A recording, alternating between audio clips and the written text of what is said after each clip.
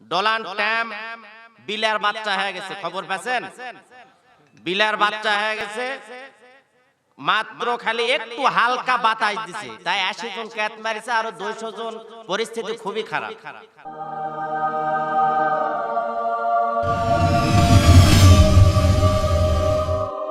আজকে বোবা শয়তান হয়ে গেছে। কি হচ্ছে? কথা কোন, কি শয়তান? বোবা শয়তান। আজকে চেচনিয়া, বসনিয়া, ফিলিস্তিন, আফগানিস্তান, ইরাক, ইরান, লেবানন, পার্শ্ববর্তী ভারত, চীন, সমস্ত জায়গায় বলেন তো মার খাচ্ছে ইহুদিরা না মুসলমানেরা? একটু জোরে বলতে হবে, ইহুদিরা মুসলমানেরা? এক নম্বর কারণ হলো মুসলমান আজকে সবকিছু বাদ দিয়ে মসজিদের মধ্যে ঢুকেছে। কথা কোন? মুসলমানেরা এক সময় বাঘের বাচ্চা ছিল, সিংহের বাচ্চা ছিল। তারা হুঙ্কার দিয়েছে, ডোনাল্ড ট্রাম্প বলেন আর মোদি বলেন আর জর্জ ডব্লিউ বুশ বলেন, এরা কিন্তু মুসলমানের কথা শুনলে এদের কাপড় গরম হয়ে যাচ্ছিল। কিন্তু মুসলমানের আজকে আওয়াজ নাই, নিস্তব্ধ। তারা লেজ গুটিয়ে বসে আছে, বিধায় তামাম পৃথিবী থেকে তাদের টুটি চিপা ধরছে আজকে ইহুদি খ্রিস্টানেরা। এই জন্য আওয়াজ দিতে হবে। তবে ইরান, ডোনাল্ড ট্রাম্প বিলের বাচ্চা হয়ে গেছে, খবর পাচ্ছেন? বিলের বাচ্চা হয়ে গেছে, মাত্র খালি একটু হালকা বাতাস দিছে, তাই 80 জন ক্যাট মারিছে, আরো 200 জন। পরিস্থিতি খুবই খারাপ। 200 জন চিকিৎসা চলতেছে, পরিস্থিতি খুবই খারাপ।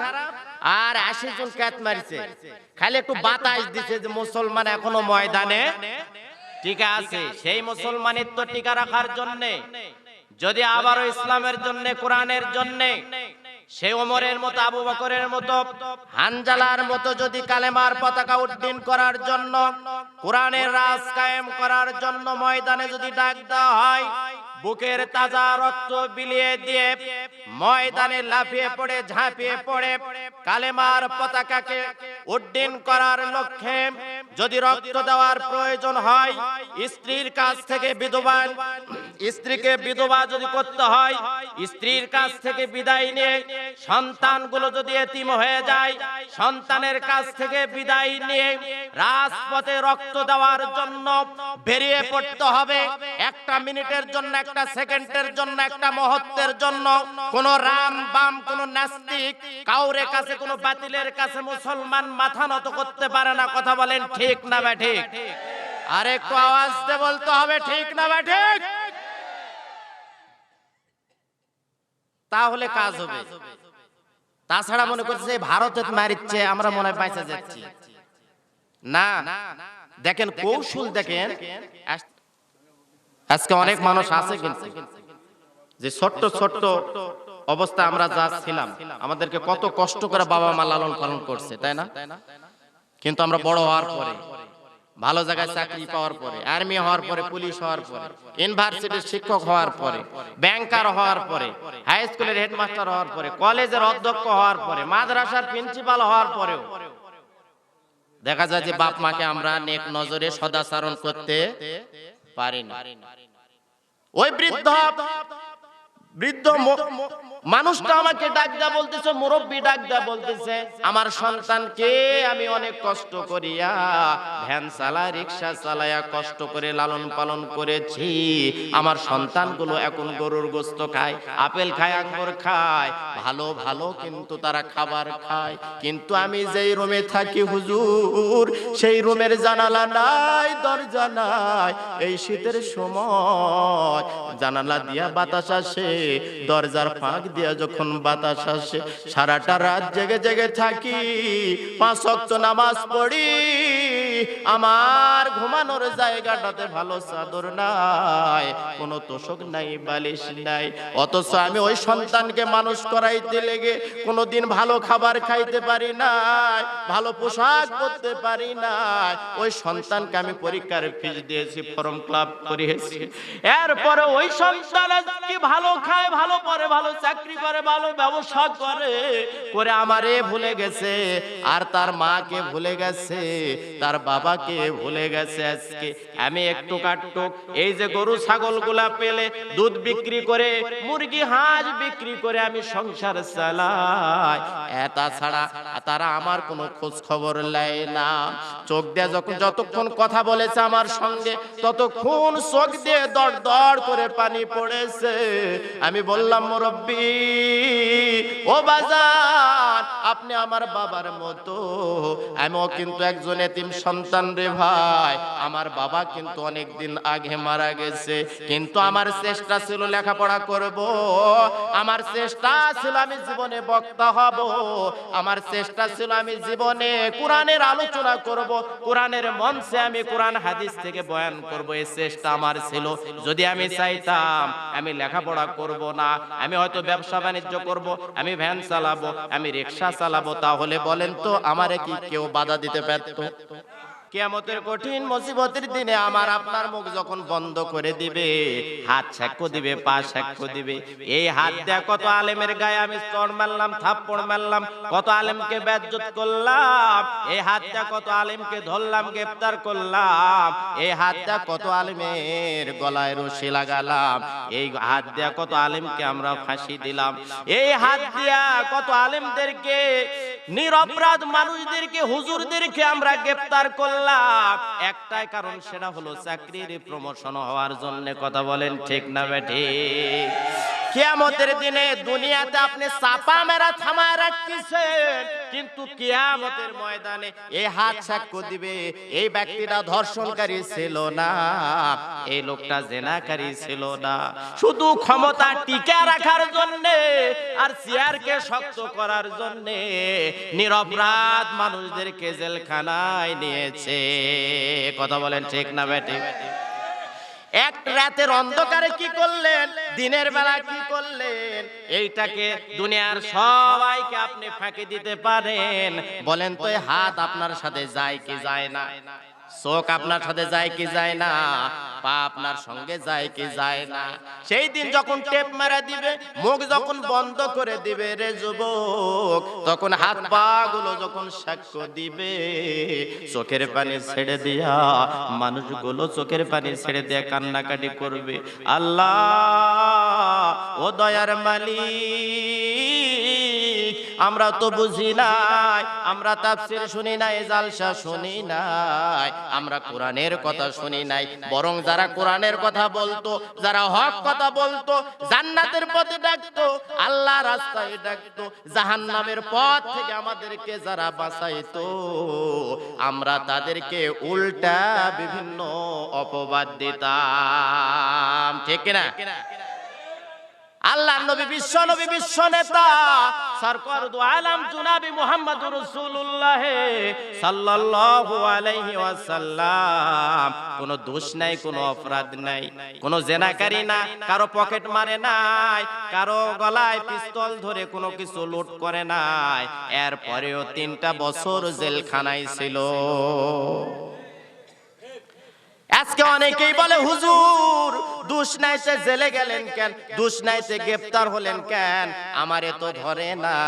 ও মিয়া, তুমি তো কোরআনের 6666 আয়াত বেছে বেছে মসজিদে ওয়াজ করো, বেছে বেছে তাফসীর মাহফিলে ওয়াজ করো। তোমার মতো বাইসা বাইসা যদি বিশ্বনবী ওয়াজ করতো, তাহলে সব চাইতে দামি চেয়ারটা আবু জেহেল আল্লাহ রাসূলকে দিত। আল্লাহ রাসূলকে আবু জেহেল ডাক দেয়া বলতেছে, ভাতিজা রে, আমরা গন্ডগোল করলে অন্য লোকে কি বলে, তাহলে আমার যে মূর্তিগুলো আছে, লাত মানাত উজ্জা আছে, মাঝে মাঝে গিয়া সেগুলার মাথাটা একটু নাড়ায় দিয়ে আসো, আর আমি তোমার মসজিদে যা মাঝে মাঝে ঘুরে আসবো, তাহলে চাচা ভাস্তার গন্ডগোল হবে না, মাথা ফাটাফাটি হবে না, মানুষও আমাদেরকে খারাপ বলতে পারবে না। বিশ্বনবী জনাবি মুহাম্মদুর রাসূলুল্লাহ হুজুর ডাক দেয়া বলতেছেন, ও চাচা আবু জেহেল, আমি তোমার কথাতে একমত হইতে পারলাম না।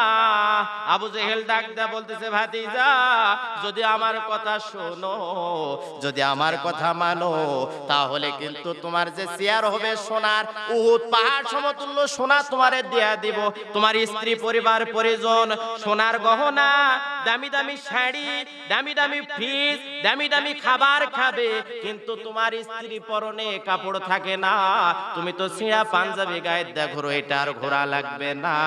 যদি আমার কথা শোনো তাহলে সব চাইতে দামি চেয়ারে আমি তোমারে বসানোর ব্যবস্থা করব।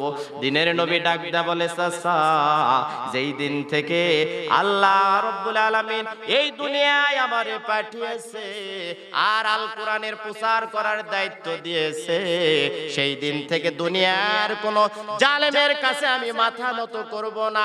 এমন কি এক হাতে চন্দ্র আর এক হাতে যদি সূর্যটাই না দাও রে চাচা, একটা মুহূর্তের জন্য বাতিলের কাছে, রাম আর বামের কাছে এই মাথা নত হবে না। আবু জেহেল খমোশ হয়ে গেলেন। আরে কয় কি? আবু জেহেল ষড়যন্ত্র চক্রান্ত শুরু করে দিল। তাহলে তো এই বেটা আস্তে আস্তে তেল দেওয়ার হবে না, আরে ছাই দেয়া ধরা লাগবে। মুগীরা, আবু লাহাব, উতবা, সাইবাদের নিয়ে গোল টেবিল একটা বৈঠক করলেন। সেই বৈঠক কিন্তু এখনো হয়। কথা কন না? তাছাড়া এই জায়গায় কোন হুজুর আছে খবর পায় কে? প্রতিটা মহল্লায়, প্রতিটা সমাজে গোয়েন্দা সেট করা আছে। কথা বলেন ঠিক কিনা? খালি টের দিয়ে দেয় হুজুর বাড়িতে আসছে। অনেক হুজুর আছে 6 মাস 1 বছর বইয়ের কাছে ঘুমায় নাই, হয়নি, হয় না।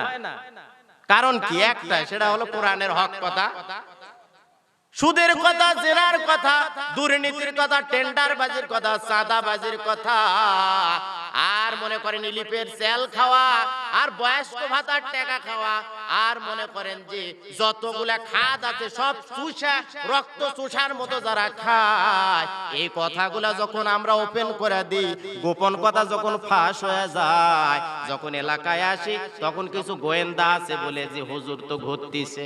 কথা কোন না কেন? আরে যে হাত দিয়ে মোবাইল করলি বেটা, কিয়ামতের ময়দানে হাত সাক্ষ্য দিবে। আরে হুজুরের তো কোনো দোষ ছিল না, তুমি হুজুর বইয়ের কাছে ঘুমাবার দেননি কেন? হ্যাঁ, তুমি এই শীতের সময় কম্বল জড়া বউ সওয়াল নিয়ে 3-4টা বউ সব লিয়া শুলু, আর হুজুরের একটা এর শোয়া হলো না রে। কি অবস্থা দেখেন। এই যে কথা বলতে চাচ্ছিলাম, ডোনাল্ড ট্রাম্পের ষড়যন্ত্র দেখেন। জর্জ ডাব্লিউ বুশ যখন ছিল, কৌশলে কিন্তু আফগানিস্তান ধ্বংস করেছে। কথা কন? কৌশলে আফগানিস্তান ধ্বংস করেছে, ওসামা বিন লাদেনকে ধ্বংস করেছে। ওরা জানে ওসামা বিন লাদেনের কথা শুনলে জর্জ ডাব্লিউ বুশের পরিস্থিতি কাপড় মাখায় ফেলে, গুলি করা লাগে না। সেলুনে বসে থেকে চুল কাটতেছে, কে যেন বলেছে যে ওসামা, লাভ দেয়া নামে বাড়ির দৌড়, গুলি করা লাগেনি।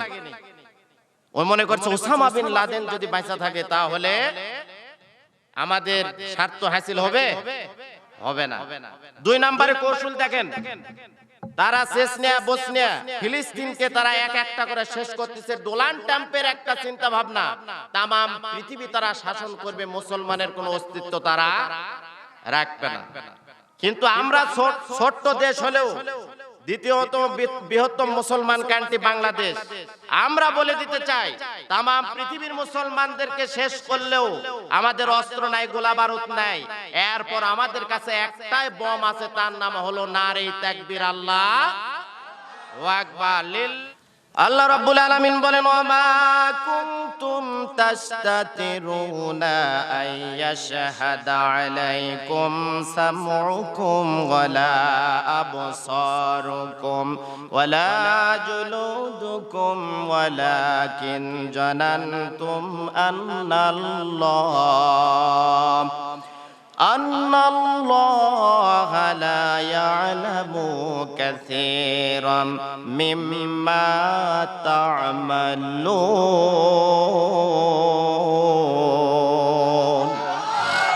আরেকটু আওয়াজ দেবেন, আল্লাহু আকবার।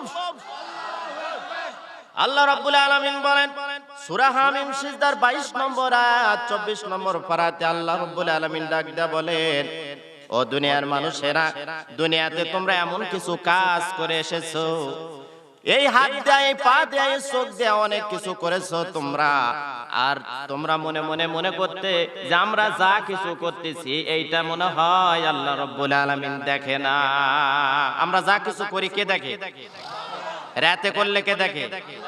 দিনে কেউ দেখেনি, কেউ জানে না, কিন্তু দেখেন কে? আল্লাহ। কেউ যেটা জানে না সেটা জানে কে? জানে। ঠিক আছে না? এরপরেও কিন্তু আল্লাহকে ফাঁকি দেওয়া যাবে না। কিয়ামতের কঠিন মুসিবতের দিনে এই হাতগুলো, এই পাগুলো, এই চোখগুলো যখন সাক্ষ্য দিবে, ও দুনিয়ার মানুষেরা, তোমাদের সামনে যে দুইটা হেড বাল্ব দিয়েছিলাম, কি বাল্ব? মোটর সাইকেলের সামনে যে বাল্ব থাকে, ট্রাকের সামনে যে বাল্ব থাকে, বাসের সামনে যে বাল্ব থাকে, আল্লাহ রাব্বুল আলামিন আমাদের দুইটা বাল্ব দিয়েছেন, তার নাম কি? এই চোখ সম্পর্কে আল্লাহ কিয়ামতের ময়দানে জিজ্ঞাসা করবে, হাত সম্পর্কে জিজ্ঞাসা করবে, পা সম্পর্কে জিজ্ঞাসা করবে। দেখেন, এই এলাকায় তাফসীরুল কোরআন মাহফিল হয়, কিন্তু অনেক যুবক, অনেক মানুষ চলে গেছে গানের আড্ডায়, চলে গেছে তারা বিভিন্ন মেলায়, তারা চলে গেছে জিনিসপত্র খাওয়ার জন্য, পরিবারের জন্য কেনার জন্য। আমি একটি কথাই বলতে চাই, কিয়ামতের ময়দানে আপনার আমার মুখে যখন টেপ মেরে দেওয়া হবে, আমার আপনার মুখ যখন বন্ধ করে দেওয়া হবে, ওই সময় আল্লাহ ডাক দেয়া বলবে, ও হাত রে, তুমি মানুষের শরীরে ছিলে, তুমি আজকে বলো তো এই লোকটা দুনিয়ায় কি করে এসেছে?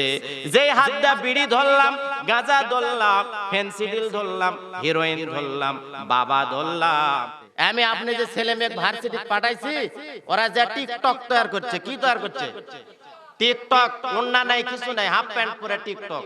এখন হুজুর মানুষ দেখবেন না, ইউটিউবে ওয়াজ শুনবে, ঢুকলো চক করে চোখের সামনে ও সরাতে সরাতে মনে করেন যে দেখবেন না, দেখাই লাগবে। মোবাইল যদি চালান, ওয়াজ শুনবো না আমি, এটা সাইদের ওয়াজ শুনবো না, আর ডক্টর মিজানুর রহমান আজারের ওয়াজ শুনবো না, হাফিজুর হুজুরের ওয়াজ শুনবো। যেমন টিপ মারছি, প্রথমে আসে টিকটক লাও এক ডিগবাজি মারাই সারা। কোনো যদি দুনিয়ায় মানুষ না থাকতো, এই দুনিয়াটা থাকতো না রে ভাই। পুলিশের মধ্যে যদি ভালো মানুষ না থাকতো, তাহলে পুলিশের ওইটা চলতো না। র‍্যাবের মধ্যে যদি ভালো মানুষ না থাকতো, তাহলে র‍্যাব চলতো না। যদি মুসলমানদের মধ্যে ভালো মানুষ না থাকতো, তাহলে কিন্তু আল্লাহ এতদিন মুসলমানের অস্তিত্ব রাখতো না। অবশ্য সব সময় জান্নাতি উপযোগী মানুষ যারা দুনিয়াতে ছিল, জান্নাতের সার্টিফিকেট যারা পেয়েছিলেন, তাদেরকে অনুসরণ করতে হবে। আজকে আমার ওয়াজের পয়েন্ট হচ্ছে, যেমন কর্ম তেমন, যেমন কর্ম তেমন ফল। কেউ দেখবে না, কিন্তু একজনের চোখে আপনি ফাঁকি দিতে পারবেন না। বউ পিটা কিছু মেশিন তৈরি হয়েছে ইদানিং, মা বোনেরা মনে করছে কি ব্যাপার হুজুর, খালি আমাদেরকে সাইজ করতেছেন, আপনার সামনে বসে আছে, ওরা কি খুবই ভালো নাকি? দোষ লাগে না, ঘাট লাগে না, ও একটা লাঠি আলাদা করে থুছে, কথা কোলেই পিটন, কথা কয় হয় না। এটা কিন্তু আল্লাহ রাসূলের আচরণ ছিল না, এটা কিন্তু স্বভাব ছিল না, এটা কিন্তু তার চরিত্রের মধ্যে ছিল না। যদি পিটেন, তাহলে মেসাক চিনেন? মেসওয়াক কি কোন? মেসওয়াক বা দাঁতল না কি কোন? ব্রাশ আর দাঁতল না, একটা গাছের যেগুলা, আদা হাত নেবেন। বউ যদি বেশি বেতাল হয়ে যায়, আর বউয়ের সাথে চলবারই তো জানা না, বাড়ির যা কিছু রোমাঞ্চ, কিছু কথা বলা লাগবে। আসসালামু আলাইকুম, কেমন আছো বিউটি? আমি তো ছিলাম না, এরকম সুন্দর সুন্দর মিষ্টি মিষ্টি কথা কবেন। বউ পাগলা হয়ে যাবে, বলবে যে দূরে কেন আয়, কলজার মধ্যে আয়। কিন্তু ওই এক ভাবলে আসে, মনে হচ্ছে ডিপ জল ঢুকলো না কি ঢুকলো বাড়ির মধ্যে। হ্যাঁ, এই মার্কার যারা আছে, এর বউ দেখবার পারে না, সমাজের লোক দেখবে আলকাতরা মুখে কিছু লোক থাকে, কিন্তু যত রোমান্টিক কথা বলেন, আরে মুখে কোনো হাসি নাই, না এরকম প্ল্যান নাই। অনেক আছে জীবনেও হাসে না, তা আমার মাহফিলে যায় হাসে না, মনে করেন যে আসা জিব্রাইল ওয়াজ করলো হাসবে না। খালি আশেপাশে দেখেন কে হাসতেছেন, আর বই দেখবারই পারে না। ঠিক আছে, দুনিয়ার মানুষ চা খাবার যায়, ক্যারাম বোর্ড খেলবার যায়, ফুটবল খেলবার যায়, ক্রিকেট খেলা দেখবার যায়, গান শুনবার যায়, কনসার্ট দেখবার যায়, আর এই বাড়ির থেকে বের হয় না, খালি আমার এটি লুটঘুট করে। বউ বেজার, একটু হাসবেন। যতগুলা দাঁত আপনি হাসার কারণে বউ দেখবার পাবে, বউ হাসলে আপনি যদি একটু দেখবার পান, তাহলে যত দাঁত বাড়াবে নফল হজের সওয়াব পাবেন। সুবহানাল্লাহ। আরো ধীরে ধীরে সুবহানাল্লাহ, ধীরে কোন, আস্তে কোন।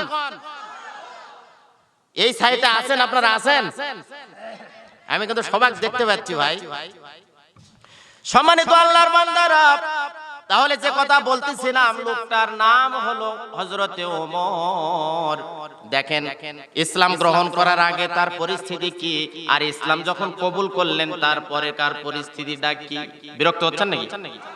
চলবে না, চলবে না? কতক্ষণ? বাড়িতে মোবাইল করে দেন যে আজকে আমি আসবো না।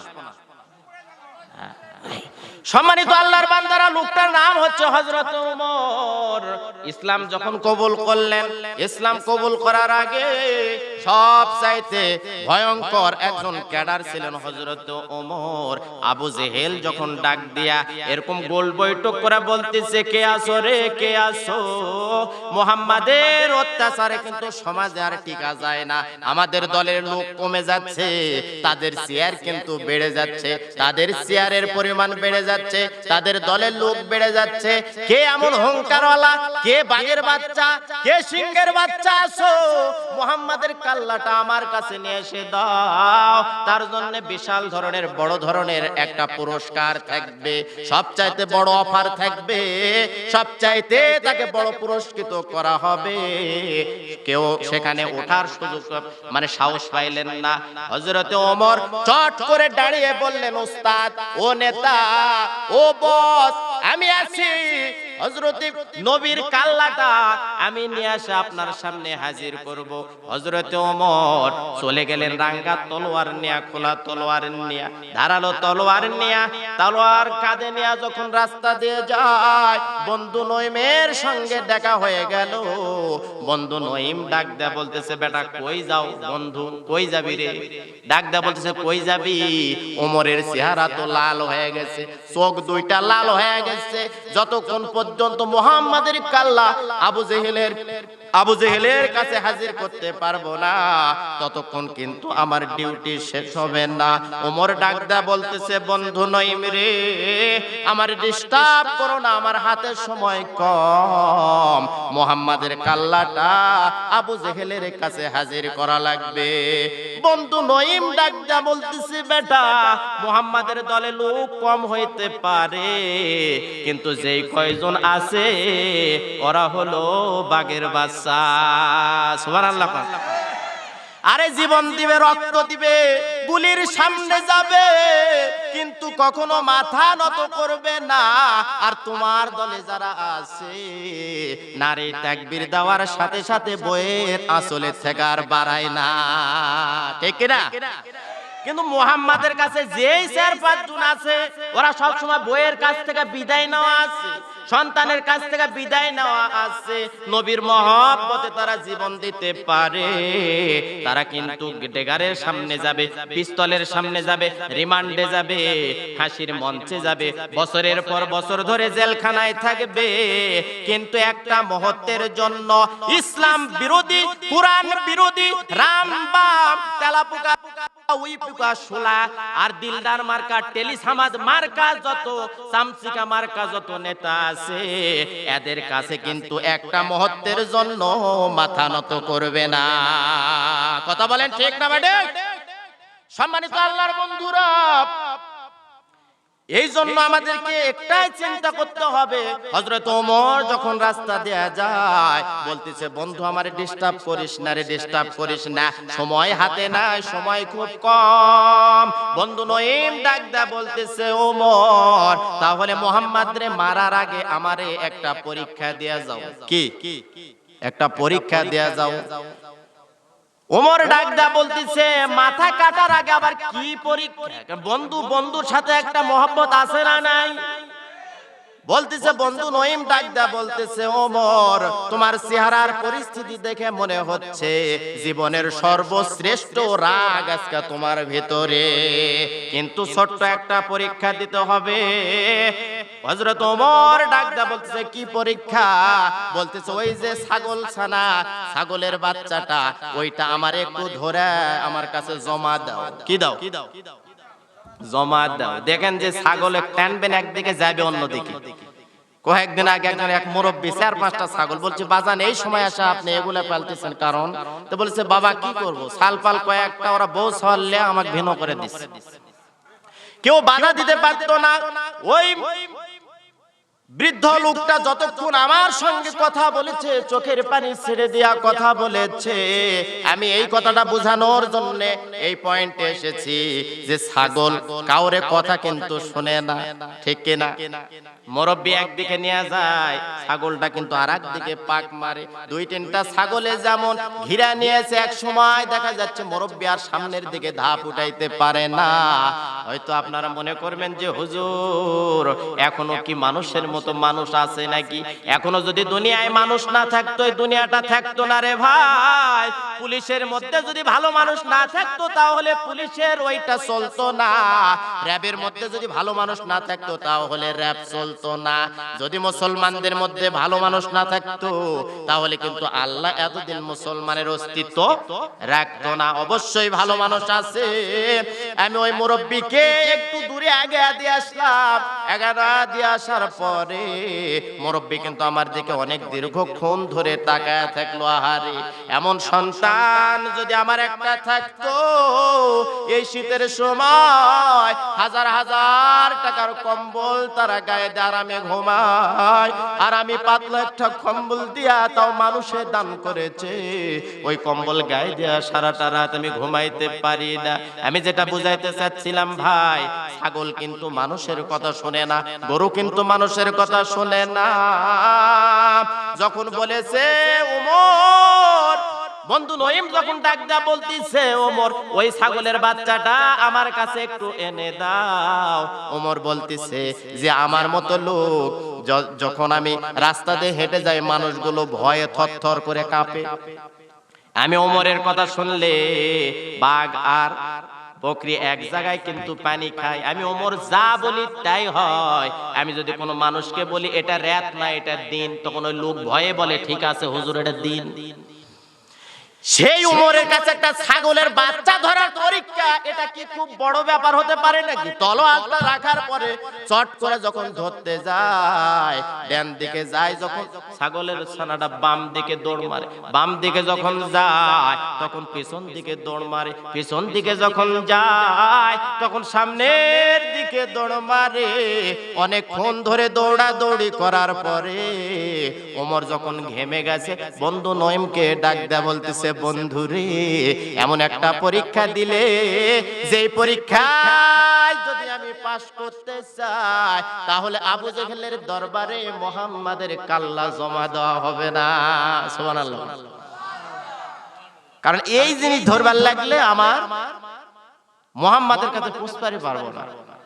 বন্ধু নঈম ডাক দা বলে বন্ধুরে একটা ছাগল ছানা ছাগলের বাচ্চাটা ধরে আমার হাতে জমা দিতে পারলা না, আর যিনি আল্লাহর বন্ধু তাকে যারা ভালোবাসে তাদেরকে ওভারটেক করে কিন্তু মুহাম্মাদের কাছে যাওয়া যাবে না। তবে একটা কথা বলি, মুহাম্মাদের কাল্লা কাটা যাওয়ার আগে তোমার বাড়ির খবর তুমি ভালো করে নাও। জোরে বলেন আল্লাহু আকবার। যে সময় কারোর জন্য অপেক্ষা করে না। তুমি সকিনার পিছনে ঘোরার দরকার নেই, সকিনা তোমার পিছনে ঘুরবে। তুমি ভালো রেজাল্ট করো, ভার্সিটির শিক্ষক হও, ইঞ্জিনিয়ার হও, ডক্টর হও, ডাক্তার হও, তখন সকিনায় তোমাকে মিস কল দিবে, তোমাকে রাত 12টার সময় ওয়াক মিস কল দেওয়া লাগবে। ঠিক যে চারজন বলেন আর সব বাকি সবগুলা ঠিক আছে? আওয়াজ দিয়ে বলেন ঠিক না ভাই? ঠিক। আপনি না করলে আপনার সওয়াল করতেছ ওই কাম, তো বাপ হয়ে সওয়ালের পক্ষে ঠিক কিনা বলবেন না। এক মেয়ে রাখছে হাজী সাহেব ভার্সিটি। আমি আগে কিন্তু বলছি ভাই, আমি পাইকারি ওয়াজ করি, কে কুটে বসে আছে কে কি হচ্ছে না হচ্ছে ওগুলা না। কোরআনের হক কথা বলা লাগবে, না হলে কিয়ামতের দিনে কেঁচি দেয় জিভা কাটতে। সেই ভয় আমার আছে, দুনিয়ার ভয় করলে কিন্তু হবে না। এক হাজী সাহেব সুসে ভার্সিটিত মেয়ে পড়বে, এটা টাটকা ওয়াজ। যদি আমাকে বলেন যে হুজুর কালকে সকালে আমার সাথে যাবো, আমি দূরের থেকে দেখে দেবো, তাছাড়া তো আমার বাটাম থাকবে না। কারণ এই তুই ওয়াজ করবে যে আমার কথা কইছ, নামও করবো না, তাহলে আমার গীবত হয়ে যাবে। খালি বলতেছি হাজী সাহেব, হাজী সাহেব তো আর একটা না, মহিলা পড়বার মেয়ে পড়বার রাখছে ভার্সিটি। আপনারা হয়তো মনে করতেছেন ভার্সিটি যেমন খালি ইংলিশ পড়তেছে, না, ওই অন্যদিকে কিন্তু আবার সার্ভিস দিচ্ছে। কথা কয় না?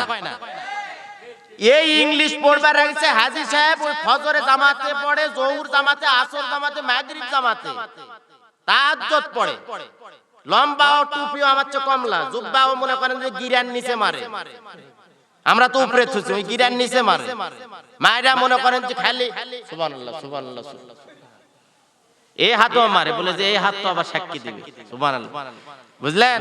মারার পরে আমি খোঁজ খবর দেখি যে কি অবস্থা, তখন তো মেয়েক রাখছে ভার্সিটি, এক বন্ধু আর এক বন্ধুর সাথে কথা হচ্ছে, কে রে আমার সওয়াল টাকা দিতে দিতে যে আমি শেষ হয়ে গেল রে, অনার্স করবে থুয়া গরু ছাগল সব কিছু বিক্রি করেও যে তাকে মাস্টার্স পাস করা পারতেছে না। হাজী সাহেব বলতেছে কি করছো রে, আমার মেয়ে যে প্রতি মাসে মাসে টাকা 4000 করে পাঠায়, তো বলেছে ব্যাপার আমি 4000 করে দিয়া তোর মেয়ে 4000 করে পাঠায়, তার কারণ? তখন ওই বন্ধু বলতেছে যে আমারটা যেই পথে খরচ করে আর তোরটা সেই পথে আয় করে। নাউজুবিল্লাহ খান। আমার এই পাঁটা যেই দিকে খরচ করে আর তোরটা সেই দিকে আয় করে, বুঝতে পারছিস না? বলছে তোবে তোবে তোবে কি করছ রে, আছে না নাই? আছে, হক কথা ভাই। ঘুরে দেখেন পার্কে যা দেখেন যে কাক খেলছেন যা পাবেন না, মোবাইলের সিম কিন্তু একটা না 10টা থেকে 15টা, এই যেগুলা যুবকেরা প্রেম করতেছে, এরা মনে করতেছে মনে হয় যে বিউটি মনে হয় আমার সাথে মনে হয় খালি প্রেম করে, না, ওই সিম খুলে থুয়া ওই রাত 12টা 11টার দিকে অন্য সিম তুলে বলে যে সোনা কলজা মোবাইল চার্জ নেই, কথা কন না কেন? ওই সিম খুলে থুয়া ওই আর এক জায়গায় লাইন লাগাচ্ছে, মহিলারা টাকা ইনকাম করতেছে আর এই পাগলারা যে টাকা খরচ করতেছে, করে যাক বিয়া করবো দেখে শুনে বাপক লিয়া যাবো, মাওক লিয়া যাবো, দেখে শুনে বিয়া করবো, দোলা ভাইক লিয়া যাস না, জানাবা আল্লাহর কাছে স্যালেন্ডার করলাম। আজকে থেকে যেই তরোয়াল ইসলামের বিরুদ্ধে খেটেছে, ইসলামের বিরুদ্ধের সৈনিকদেরকে আমি খতম করেছি, ইসলামের বিরুদ্ধের সৈনিকদেরকে আমি পিটেছি, মেরেছি, তাদেরকে রিমান্ডে নিয়েছি, জেলে ভরেছি, কষ্ট দিয়েছি, পায়ে এবং হাতে বেড়ি পরিয়েছি।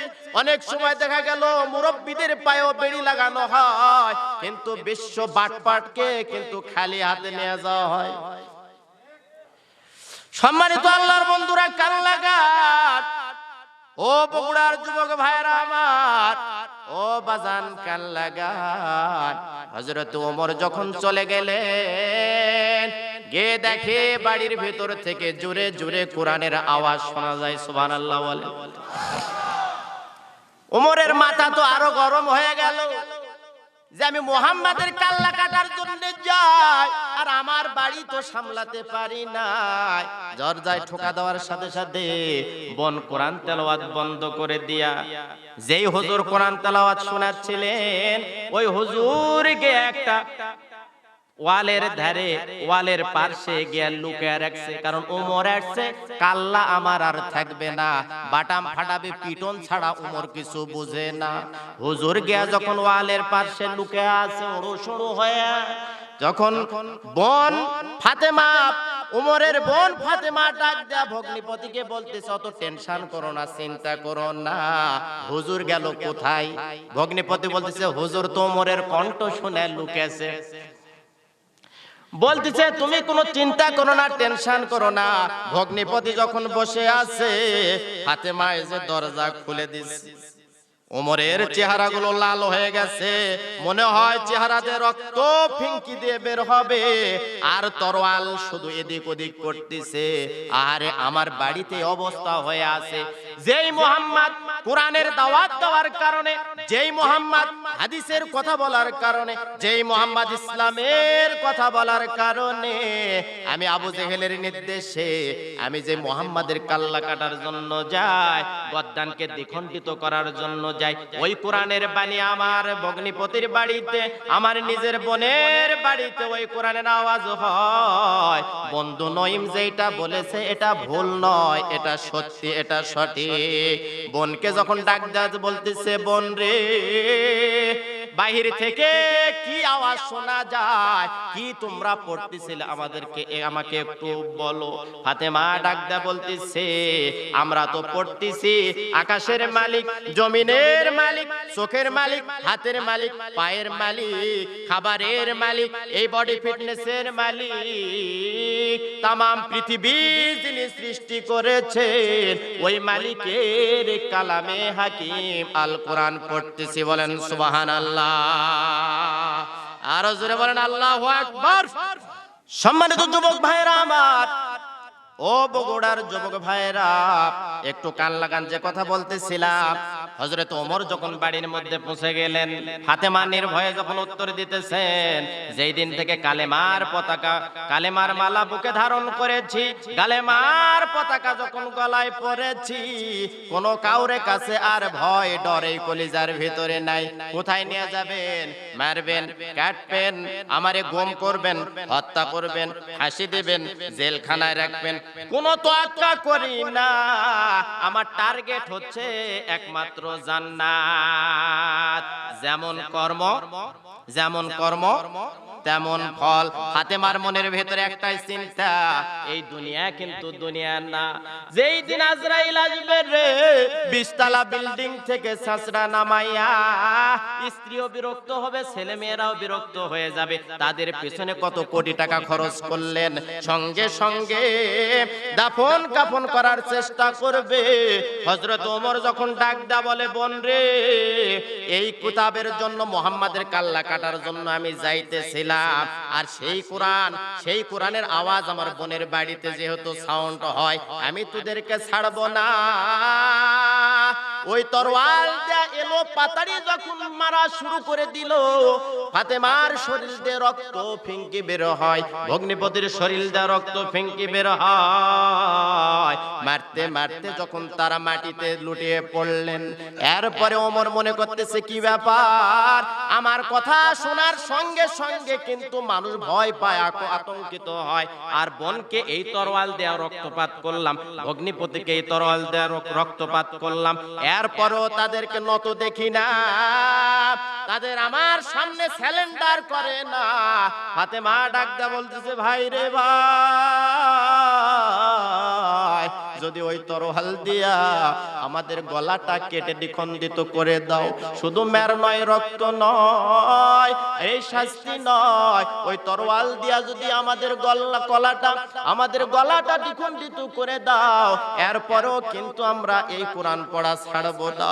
হযরত ওমর ডাক দেয়া বলে, বোন রে বোন, জীবনে অনেক মানুষকে আমি পিটাইছি, আমার কথা শুনলেই মানুষগুলো ভয়ে কম্পিত হয়ে যায়, তাহলে এমন কি এই কোরআনের ভিতর আছে যা তোমরা তেলাওয়াত করো, পড়ো, এত মারার পরেও তোমরা কালেমা ছেড়ে দাও না? সুবহানাল্লাহ। কালেমা ছেড়ে দিব না, অটুট কাল্লা দ্বিখণ্ডিত করার পরও আমি এই কোরআন বলা বন্ধ করব না। এই কথা যখন দেখতে পাই, শুনতে পাই, ওমর ডাক দেয়া বলতেছে, না না, বোনকে যদি মেরে আমি শেষ করে দেওয়ার পরও কোরআন ছাড়বে না। বন্ধু নঈম বলেছিল, যদি ওদের দলে লোক কম হয়, এরপরেও কিন্তু কোনো বুলেটের ভয় করে না, রিমান্ডের ভয় করে না, জেলখানার ভয় করে না, ফাঁসির মঞ্চে যাওয়ার ভয় করে না। সংখ্যায় যদি কম হয়, এরপরও কিন্তু কোরআনের মালা তারা বিজয় করতে চায়। ওমর ডাক দা বলতেছে, তাহলে কি পড়তেছেন একটু আমার হাতে দাও। সুবহানাল্লাহ। আমার হাতে দাও। এই কথা বলে যখন ওই কোরআনের কপিটা হাতে নিতে চায়, ফাতেমা ডাক দা বলতেছে, এটা কিন্তু বিনা পবিত্রতায় স্পর্শ করা যায় না, ওযু করতে হবে। ওমর কিন্তু আরবি পড়া পড়তেন, আরবি পড়া কিন্তু তারা জানতেন, তারা কিন্তু আরবি ভাষার ওই সময়ে জানতেন। তাহলে দেখেন যে ওযু না করে এটা স্পর্শ করা যাবে না। ওমর বলতেছে, তাহলে আমাকে ওযু করে দাও, ওযুর ব্যবস্থা করে দাও। ওযু করলে এরপরে যেটা ফাতেমা পড়তেছিলেন, ভগ্নিপতি পড়তেছিলেন, ওইটা সূরা তোহা তখন বের করলেন, মিষ্টি সুরে যখন তেলাওয়াত শুরু করে দিলেন, ওমরের চোখ দিয়ে যখন পানি বের হয়ে যায়, নয়। আজকে গান শোনেন, ভ্যারাইটি শোনেন, কনসার্ট শোনেন, আর অপসংস্কৃতি শোনেন, আর যারই বক্তৃতা শোনেন না কেন, কোরআনের বক্তৃতা ছাড়া কিন্তু চোখে পানি আসে না রে ভাই। এইটা হচ্ছে কোনো মানুষের কিতাব নয়, এটা কোনো বিজ্ঞানিকের বই তৈরি করা নয়। ইংলিশ পড়েন, অঙ্ক পড়েন, যেইটাই পড়েন না কেন, দেখবেন যে আপনার আমল নামায় কোনো সওয়াব হবে না। ও যুবক ভাইরা, ও কলিজা, তোমাদেরকে একটি কথা বলতে চাই, যখন ওমর এলো পাতারি পেটন দেওয়ার পরে ওযু করে, তারপরে যখন কোরআনটা হাতে নিলেন, পড়ার পরে বলতিছে, আমি যার কল্লা কাটার জন্য যাই, মুহাম্মাদের সঙ্গে আমি একটু দেখা করতে চাই। আসতেছে কোথা থেকে? হেদায়েত কোথা থেকে আসতেছে? আল্লাহর কাছ থেকে। অনেকে বলে যে হুজুর আপনার কাছে আমার হেদায়েত হবে না। কি বলবে আপনি? বড় বড় হুজুরের কাছে আমার হেদায়েত হয়নি। দেখছেন সম্মানিত আল্লাহর বান্দারা, এরপর ওমরকে যখন নিয়ে যাওয়া হয় পাহাড়ের গুহার ভিতরে, যখন বিশ্বনবী দূর থেকে যখন সাহাবারা দেখতে পেয়েছে, ওমর কিন্তু অস্ত্র থয় নাই, ওই অস্ত্র কিন্তু কাঁধে নিয়েই যাচ্ছিলেন, কারণ ইসলামের বিপক্ষে যেটা ব্যবহার করেছে ওইটা আজকে থেকে ইসলামের পক্ষে ব্যবহার হবে। যেটা মুহাম্মাদের কাল্লা কাটার জন্য নিয়ে যাওয়া হয়েছিল, ওইটা আবু জেহেলের গর্দান দ্বিখণ্ডিত করা হবে। যখন ওই তরোয়ালটা কাঁধে করে যখন নিয়ে যায়, ওই জায়গায় যাওয়ার আগে অনেক দূর থেকে কিন্তু দেখা যায় ওমর তরোয়ালটা কাঁধে করে নিয়ে আসতেছে। মুহাম্মাদের সামনে যারা ছিল, পিছনে যারা ছিল, ডানে বামে যত সাহাবায়ে কেরাম ছিলেন, ওরা তখন বলতেছে, ইয়া রাসূলুল্লাহ, ইয়া হাবিবাল্লাহ, ওমর তো তরোয়াল নিয়ে আমাদের জায়গাটা সে চিনে ফেলেছে, আমাদের দিকে আসতেছে। দিনের নবী, বিশ্ব নবী, দুজাহানের প্রেসিডেন্ট, দয়াল নবী আমার ডাক দেয়া বলে, ও সাহাবারা, চিন্তা করো না, টেনশন করো না, ওমর যদি এখানে আসতেছে আসুক। ওমরের পাশে থেকে একজন সাহাবী দাঁড়ায় বলতেছে, তোমরা কোনো চিন্তা করো না, ওমর যদি ভালো নিয়ত নিয়ে আসে তাহলে তার কল্লা এখান থেকে ফিরে যাবে, আর যদি কোনো কুমতলব নিয়ে আসে, যদি বিশ্বনবীকে মারার জন্য আসে, আমাদের সাথে যদি যুদ্ধ করার জন্য আসে, ওই তরোয়াল দিয়ে যদি আমাদেরকে মারার জন্য আসে, তাহলে ওমরের কল্লা এখান থেকে আর ফেরত যাবে না। সুবহানাল্লাহ। হযরত ওমর তলোয়ার নিয়ে চলে আসলেন। কাছাকাছি আসার পরে কোনো কিছু না বলতেই আল্লাহ রাসূলের কদম মোবারকে অস্ত্র জমা দিলেন।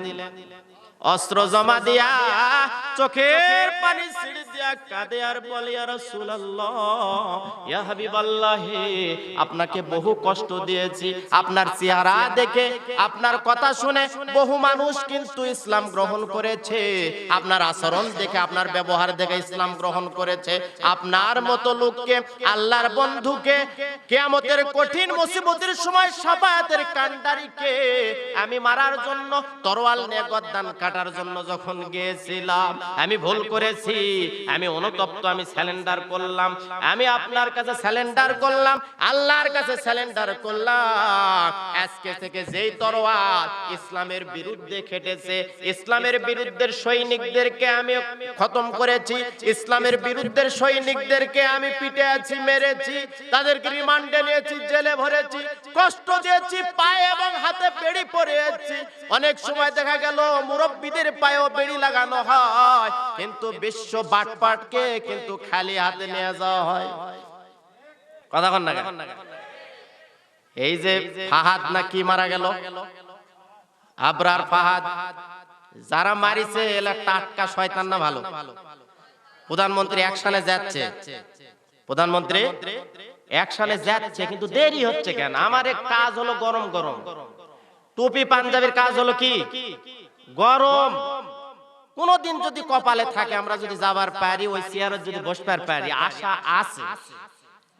তবে হেল ছেড়েছে না, কারণ টুপি আল্লাহ চালাবার পারে। তবে যদি পাই, তবে একটা চিন্তা, সেটা হলো যখন শুনবে যে হুজুর বসিছে ওই জায়গায়, যারা ইফটিজিং, ধর্ষণ, একমাত্র কোরআনের বিচার যখন শুরু হবে, ধর্ষণ করা তো দূরের কথা, অন্য মহিলার দিকে তো তাকানা দূরের কথা, নিজের বইয়ের দিকে ওই তাকাবে না ভয়ে।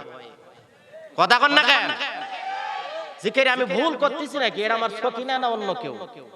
টেনশনত পড়ে যাবে, বিচার হবে যে ডাইরেক্ট ধরা ও সারা পাথর মেরো আর কাল্লা একবারে ঢোসা ফেলে দেওয়া লাগে। কথা কন না একটা খালি বিটিভি দেখান, বিটিভি ওয়ার্ল্ডের দেখান, তারপরে আপনি চ্যানেল আয়ে দেখান, বাংলা ভিশনে দেখান, তারপরে মনে করেন যে আরো কতই আছে, এগুলা খালি 8টার সময় 9টার সময় 10টার সময় চ্যানেলে খালি যদি হেডলাইন ওঠে যে পীরগঞ্জের এমন এক লোক তা কাছে ধরে পাতন মারছে, এই সেলিমপুরের এরা বলবে যে না ভাই এতদিন যা করছে আর সুযোগ নেওয়া যাবে না, যা হচ্ছে হচ্ছে, হাফ সেঞ্চুরি থাক আর সেঞ্চুরির যাবো না।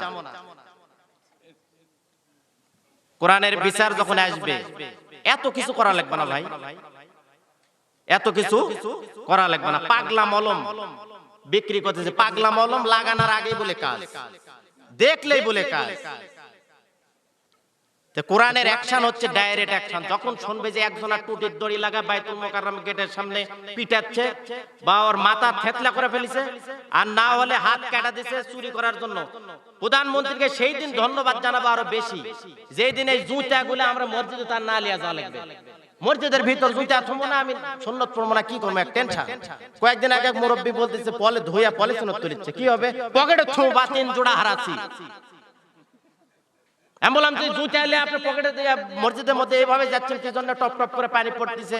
বলছে বা তোর কথা শুনে বহু ওয়াজ শুনেছি রে বা, তোর কথা শুনে 3 জোড়া নতুন কিনেছি আর শেষ।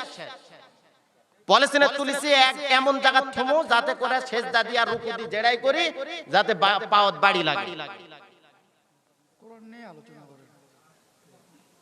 সম্মানিত উপস্থিতি, এটাও কিন্তু কোরআনেরই কথা। কিসের কথা? এটাও কোরআনের কথা ভাই। চুরি করলে হাত কেটে দেওয়া লাগবে, এটা কিসের কথা? কোরআনেরই কথা, তাই কিনা? আমরা চুরের ভয়ে কি মসজিদে নিয়ে যাই না?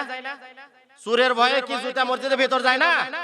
একজন চুরেকে যদি বাইতুল মুকাররম গেটের সামনে যদি টুটির দড়ি লাগানো হয়, একজন চুরের যদি হাত কেটে দেওয়া হয়, আমার বিশ্বাস तमाम বাংলাদেশ আর একটা কোন চুরের আড্ডা খুঁজে পাওয়া যাবে না। কথা বলেন ঠিক না বাটি? কিন্তু তেলা বিচার করে মনে করেন টাকা মারতেছে আর কাজ হয়ে যাচ্ছে, এলা হলো ফরমালিন, বিচারের মধ্যে ফরমালিন। কথা বলেন না? সম্মানিত উপস্থিতি, আসেন, ওয়াজারা টাইম নাই, সময় নাই। হযরত ওমর শেষ পর্যন্ত কি করলেন? কালেমা পড়ে মুসলমান হলেন। হযরত ওমর কালেমা পড়ে মুসলমান হওয়ার পরে ওখান থেকে আল্লাহ রাসূলকে বললেন, ইয়া রাসূলুল্লাহ তাকবীর শুরু হবে। কি হবে? তাকবীর শুরু হবে। আল্লাহর নবী বললেন যে না, এখন তাকবীর দেওয়ার সময় নয়, আমাদের সংখ্যা গরিষ্ঠ কম, র‍্যাব আমাদের হাতে নাই, পুলিশ আমাদের সামনে নাই, আমাদের কোনো ফোর্স নাই, আমরা তাকবীর দিতে পারবো না। ওমর একটা হুঙ্কার দিলেন যে আমি সামনে আছি, তাকবীর হবে। ভাই এক মিনিটের মধ্যে ফিনিশিং। আমি ওমর ইসলামের বিরুদ্ধে ছিলাম, আজকে থেকে ইসলামের পক্ষে চলে এসেছি, কোরআনের পক্ষে এসেছি। তাকবীর হবে যদি কেউ স্ত্রীকে বিধবা করতে চায়, সন্তানকে যদি এতিম করতে চায়, তাহলে আমি ওমরের সামনে আসুক। সুবহানাল্লাহ বলেন। কারণ আমি তাকবীর দিব, এই তাকবীরের ধ্বনিতে আপনারা যেই কজন আছেন খালি আল্লাহু আকবার ধরবেন। আবু জেহেল, উতবা, সাইবা, মুগিরা যা কিছু ছিল ওরা জান্নাতে ভুলকি মেরে দেয় করে তাকবীর দিচ্ছে। কি বলেছে? যে ওমর। তে বলেছে যে বউ আছে, ছল আছে, এটাই থাক, ওর কাছে গেলে এগুলা সব বিদ্যা হয়ে যায়। কারণ ওমর যখন কারো কথা শুনে না, ইসলামের আগে যে ব্যাটারি ছিল, ইসলাম কবুল করার কারণে কিন্তু ওমরের দ্বিগুণ ইমানের বল বৃদ্ধি পেয়েছে। আল্লাহ পাক আমাদের সকলকেই ইমানদার হিসেবে কবুল করুক। যেমন কর্ম তেমন ফল। যেইভাবে চলবেন, যেইভাবে চালাবেন, পরিবার পরিজন, মা বোনদের বিষয়ে কথা বলতে পারলাম না। মা বোনদের বিষয়ে 4টা কথা, সেটা হলো 1 নম্বরে ফরজ নামাজ, 2 নম্বরে হলো ফরজ রোজা, 3 নম্বরে হলো ফরজ পর্দা, আর 4 নম্বরে হলো স্বামীর খেদমত। ডাল পাকনা বহু লম্বা আলোচনা, যা কই দিকে গেলাম না। এই 4টা কাজ করতে পারলে মা বোনদেরকে 8টা জান্নাতের মালিক বানায় দিবে কে? মা বোনেরা 4টা আমল করার চেষ্টা করেন। আল্লাহ পাক আমাদের সকলকেই সুস্থতা দান করুক। আমাদের জীবন, ব্যক্তিগত জীবন থেকে পার্লামেন্ট পর্যন্ত, রান্নাঘর থেকে বঙ্গভবন পর্যন্ত যেন আল্লাহ পাক কোরআন দিয়ে পরিচালনা করার মতো তৌফিক দান করুক। সকলে বলেন আল্লাহুম্মা আমিন। আল্লাহ তুমি কবুল করে নেন, সকলে বলেন আমিন। আমার জন্য দোয়া করবেন, আমিও আপনাদের জন্য দোয়া করি। আজকে যারা মেহমান আছেন, এখানে আমার আশেপাশে মেহমানরা আছেন, তিনারা অত্যন্ত গুরুত্বপূর্ণ সময় করে কোরআনের জন্য সময় দিতেছেন। আল্লাহ পাক যেন এই সময়গুলো জান্নাতে যাওয়ার জন্য ইমানদারের হালতে তাদেরকে আল্লাহর সামনে দাঁড় করে দেন। সকল বলে আল্লাহুম্মা আমিন।